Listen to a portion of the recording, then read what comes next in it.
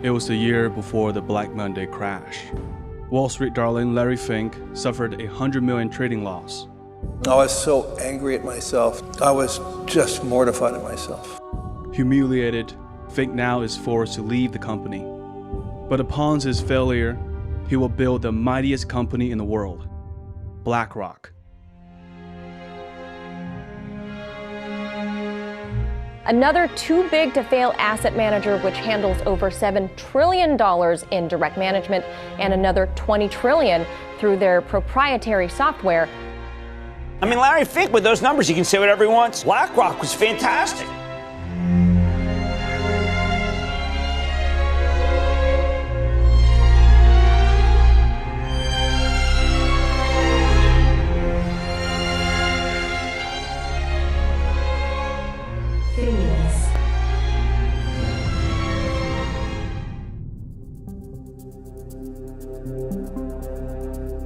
California is on the rise to become the most populated state in America.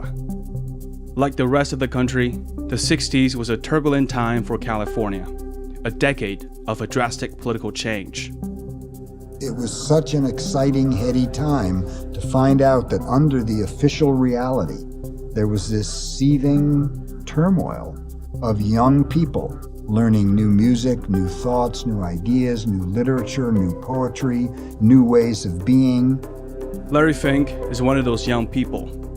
He enrolls in UCLA to pursue a political science degree, hoping one day to make an impact as a politician.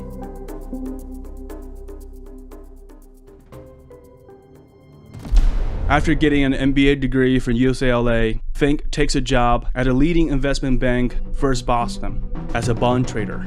It was a perfect time to get into the bond business. In the early 70s, bonds only began to be actively traded. Larry Fink excels at this job.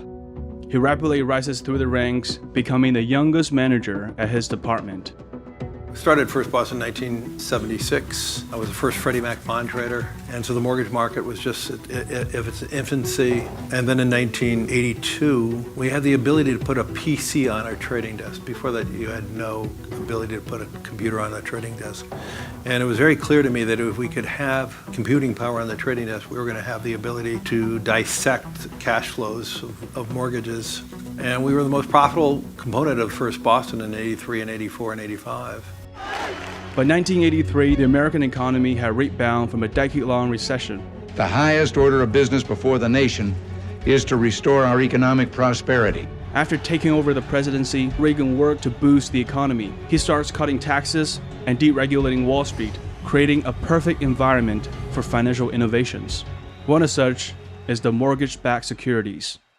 Simply put, they bundle millions of mortgages and turn them into securities that can be traded by any investor. Larry Fink was one of the architects behind this financial innovation, which 20 years later morphed into an economic bomb.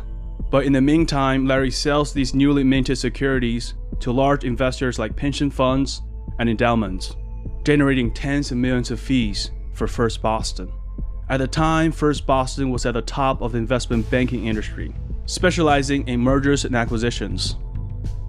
After creating $1 billion profit for the firm, Larry Fink becomes the most profitable man at First Boston. When you're at that level, and you've had all of that success, and you have all of this money, there's a mindset that you're almost invincible. But then he loses $100 million in just one quarter of 1986. So you could work a lifetime creating wealth under certain assumptions that something can't happen. And then bang, you lost everything for your whole lifetime because you thought it couldn't happen. That is a year before the infamous Black Monday crash, and the market was still in a euphoric state because everyone was making money. Unless you're hedged for events like Black Monday, whatever alpha you think you're going to get, you're not going to get it. When you started having those types of successes, the firm gave you more capital. We were taking bigger and bigger risks without the attended risk technology to navigate that risk. And in the second quarter of 1986, we lost $100 million. On Wall Street, one big loser can erase all your winners. The same is true for reputation. Although he wasn't fired, but he was sidelined. All of a sudden, people don't want to be seen with him anymore.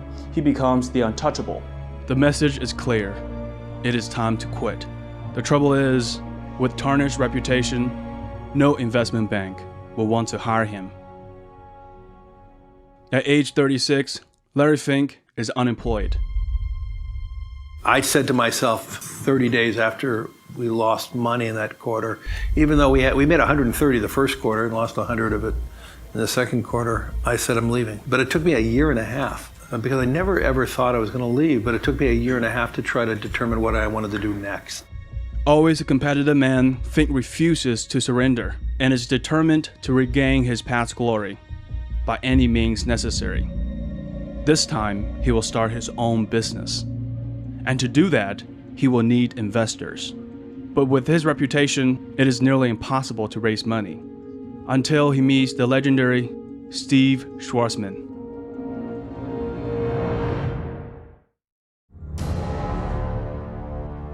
Steve Schwarzman, the founder of Blackstone, is one of the most powerful figures on Wall Street. In his 30 years reign, he turned Blackstone into the biggest private equity company in the world. But by 1988, Blackstone was still a lesser-known consulting firm. And like Fink, Steve Schwarzman was a castaway. He was a rising star in Lehman Brothers on his way to become the CEO. But due to a nasty power struggle, he was forced to leave the company. I saw a lot of behavior that I didn't like, and so decided to go out and do something with my partner who'd been thrown out the year before by the management that went in and ultimately blew up the company. In 1988, Blackstone just started as a private equity business and barely completed its first deal. But Steve Schwarzman is already thinking big by expanding the company to more areas. And he's considering a wealth management business. One of the reasons why Schwarzman was so successful is that he has an eye for talent. He knows how to hire the best people. We wanted to attract somebody to run it who was a 10 on a scale of 10. Because you'll find in your careers, if you're a 10, God bless you, you'll be wildly successful. If you attract 10s, they always make it rain if you need rain. And they just have an ability to sense problems, design solutions, do new things, and that's what a 10 does. And Larry Fink is a 10. After meeting Fink, Schwarzman decided to start a joint venture called Blackstone Financial Management by investing $5 million with Fink. It took me a year and a half to assemble my thoughts, and I told the story to Steve Schwarzman and Pete Peterson, and they loved it, and they had more confidence in me than I had myself. They wanted to go right ahead, and we did that, and it all, we actually started making money within 2 weeks. When we talk about an investment company and a fund, it's easy to get confused. In this case, Steve Schwarzman gave $5 million to start a management company, but then they have to raise money for their fund. Within 5 years, Fink built his fund to have $8 billion under management. Fink has learned a lesson that one should always be risk conscious. One of his investment principles is that he will not put down a dime until the risk can be understood and calculated. There were so many other companies that really didn't understand the risk, and most importantly, the buy side, the investors had no idea the risk they were taking. And there was a great need for a company that starts off with a high concentration in risk analytics, and principally in the fixed income area. There was a lot of analytics in equities back then, but nothing in bonds. He was one of the first in the industry to rely heavily on statistics and algorithms to make investment decisions. Fink is now back on the top. He recognizes that in order to grow bigger, his company needs to offer more stock options to attract talented people. He demands Schwarzman to give up some of Blackstone's ownership. To his great disappointment, Steve Schwarzman rejected his plan. Both Steve Schwarzman and Larry Fink are highly competitive Type A people. But Steve Schwarzman is an investment banker, while Fink is more of a trader. Steve Schwartzman. He's unusually conservative, actually unusually risk-averse for a successful entrepreneur and investor. This was a visceral thing, like a primal impulse not to lose money. Two alphas are always doomed to clash from the get-go. After being rejected by Steve Schwartzman's first proposal, Fink is determined to completely sever ties with the firm by finding a buyer to purchase Blackstone's ownership. As Schwartzman is going through a divorce in his personal life, the news that Fink wants to lead Blackstone sent him into a frenzy. Ego is a great thing in business. An ego. You show me a titan of industry, and I'll show you somebody with a big ego. But on Wall Street, everything has a price, including ego. A convenient way to borrow is now even better, because the rate on a PNC Bank home equity line of credit just took a tumble. PNC Bank stands for Pittsburgh National Corporation, a finance group with a long history and lineage. In 1991, PNC was on a buying spree, acquiring dozens of smaller firms. It is a perfect buyer for Fink to get rid of Blackstone's control. They offer hundreds of millions of dollars to buy out Blackstone's stake. Think about this. Steve Schwartzman and Fink started this business with just about $5 million. That is a huge return in just 5 years. Although Steve Schwartzman is still hesitant, the money is just too good to ignore. He agrees to sell the asset management business to PNC. This is the biggest mistake in Schwartzman's career. At the time, even he couldn't foresee that this side business of Blackstone would someday become a financial giant that dwarfs even Blackstone itself. 1994 was a fateful year for BlackRock. After separating from Blackstone, the company was still small. By Wall Street standards, $8 billion of fixed income portfolio is not considered to be big, because bonds tend to make less returns and a little bit less risky. Now free to build BlackRock any way he likes, Fink is holding nothing back. But to win, he must find an edge that others don't have. And it will come from an unexpected place. Remember our old kitchen? Yeah. Smile. we bring good things to life. Under the leadership of Jack Welch, GE started an explosive growth. Fueled by easy money in the mid-80s, General Electric ventured into new industries, including news and finance. The company bought Kidder Peabody, a once respected investment bank, but was later found guilty of insider trading and accounting fraud. Once Welch realizes how deeply in trouble his new firm is, he decides to sell it to virtually anyone willing to buy.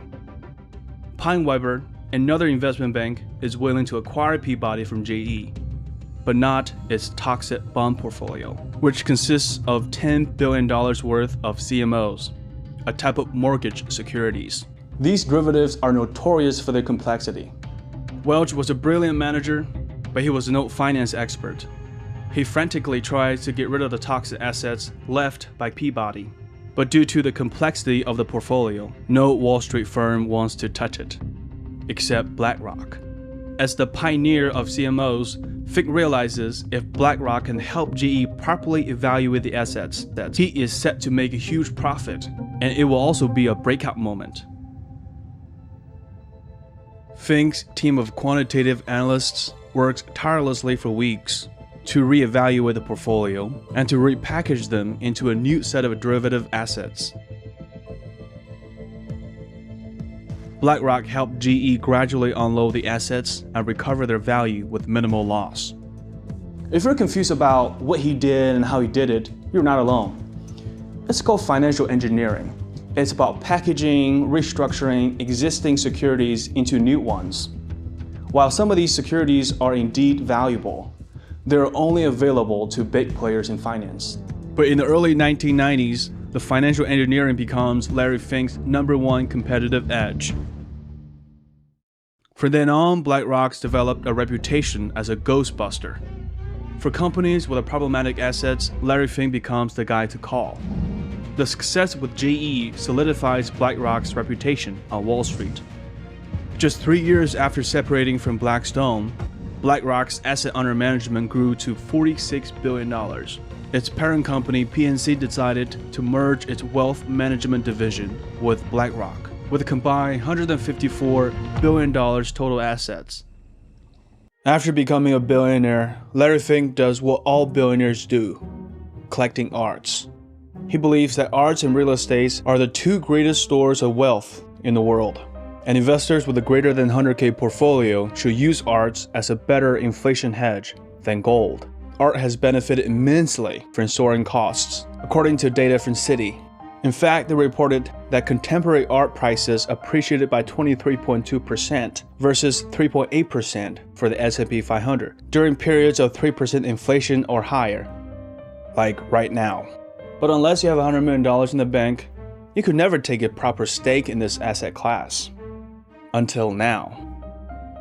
Masterworks.io acquires multi-million-dollar paintings by famous artists like Basquiat and Banksy and allows anyone to invest in them, just like picking stocks online. And they built an innovative platform that they recently raised $110 million in Series A funding at a valuation over $1 billion. They securitize each painting, file with the SEC, and issue shares representing an investment in an art piece on their platform that investors can either hold until Masterworks sell the painting or sell to other Masterworks members on their platform. Investors already saw a 32% annualized price appreciation from the sale of their Banksy painting, net of fees. Now, thanks to Masterworks, I'm an investor in Basquiat, and I invite you to do the same. Through the link in the description, you will skip the wait list and get priority access to investors like me and Larry. By the time it went public in 1999, BlackRock became the 5th largest publicly traded asset manager in America. But Fink wants to be number 1. Over the next 5 years, BlackRock continues to grow, accumulating $400 billion assets. In a little over 10 years, Fink's BlackRock has grown to be a monster. And this monster only wants one thing: to get bigger. In the mid-90s, the United States saw a strong economic recovery like never before. During Clinton's second term, unemployment fell, the stock market surged, and America once again became the epicenter of the technological revolution. Raised during the turbulent 60s and the economic recession, Fink joined Wall Street. After quitting his job at First Boston, Fink started BlackRock. A decade later, BlackRock became the most formidable force on Wall Street, with hundreds of billions of dollars under management. But underneath the prosperity, a crisis is brewing. The financial derivatives that Fink helped develop in the 80s have now transformed into a ticking time bomb. In December 2000, Congress passed the Commodity Futures Modernization Act. It banned any regulation of derivatives. Investment banks make billions through the business of securitization. This business links investment banks, insurance companies, and rating agencies together, connecting trillions of dollars in mortgages and other loans with investors all over the world. The essence of it all is about shifting risks, or rather socializing risks and privatizing profits. But the risk is still there. Since anyone could get a mortgage, real estate prices skyrocketed. Real estate is real. They can see their asset. They can live in their asset. They can rent out their asset. There's gripped markets overnight with Asian stocks slammed. Stocks fell off a cliff, the largest single point drop in history. Share prices continued to tumble. In a matter of days, one of the pillars of Wall Street. One of the first banks to fail is Bear Stearns. The US government asks the biggest commercial bank, JP Chase, to bail out Bear Stearns. We bought Bear Stearns, and it wasn't bailed out by the government. The government did a little bit of financing. We only did it because we were asked to by Hank Paulson, and we thought if it went down, that could be a huge crisis for the globe. Jamie Dimon is the shrewdest banker on Wall Street. He's not going to acquire Bear Stearns at a loss, so he dials up Larry Fink for advice. Incidentally, Tim Geithner, who was orchestrating the deal, was already contacting Larry Fink about Bear Stearns. In normal times, this is a conflict of interest, but Fink was just too good at his job, so everyone just ignored it. Then BlackRock is hired again to help rescue AIG. Practically behind every major deal during 2008, BlackRock was part of it. And as an expert on mortgage-backed securities, he was called in to help and to clean up. With people like Hank Paulson and Jamie Dimon and Tim Geithner on speed dial, Larry Fink helped engineer a remarkable rescue for the financial industry. The financial crisis provided the perfect opportunity for Fink to strengthen his position as the new king of Wall Street. After the housing crisis of 2008, issuing and trading fixed income derivatives are no longer the most desirable business to get into. Since the early 2000s, the internet has become widely available, enabling the growth of social networks like Facebook and YouTube. And now we're at 100,000 people, so who knows where we're going next. We're hoping to have many more universities by the fall. Social media enables virtually frictionless mass communication and a fast flow of information. Fink realizes this change will fundamentally alter the finance sector. From the wreckage of the 2008 disaster, one business would explode: the ETFs. The best single thing you could have done was just buy an index fund. Statistically, this is the simplest way to build wealth for probably 99% of investors. The markets will grow over the long term. And so because of that, we can invest into some of these different funds that are available to us. Every year, it turns out that probably 2/3 of the active managers are outperformed by the index, and the third that outperform in one year are not the same as the ones who do it the next year. In his classic book, Run and Walk Down Wall Street, Burton Malkiel proposes that a market is essentially random and therefore unbeatable. The only rational thing to do is putting money in everything. Influenced by Malkiel, mutual fund legend John Bogle launched the first public index mutual fund in 1975. Starting with just $11 million, this fund tracked the movement of S&P 500. After that, many followed suit. But these mutual funds did not become publicly traded until 1993, when the first ETF, SPDR, came to life.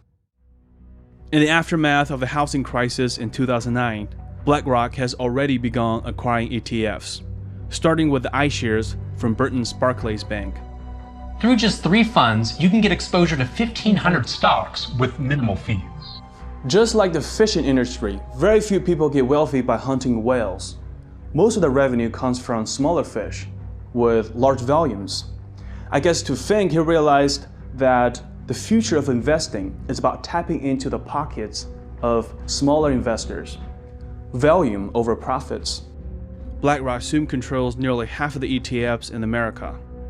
In 2014 alone, BlackRock raised $103 billion. Shortly, the firm becomes the major shareholder in almost every public company out there. They have $50 billion in Lockheed Martin and Northrop Grumman each. And it's been the most successful. It's not a bank, it's just an investment company. And it's been the most successful in the world.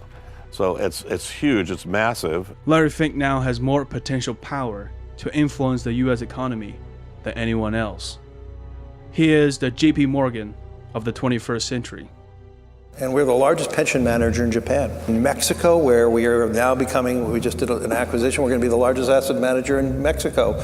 We have one technology pipe worldwide that connects everything we do at the firm. Used to remain passive, Fink now has become more involved in every company's board.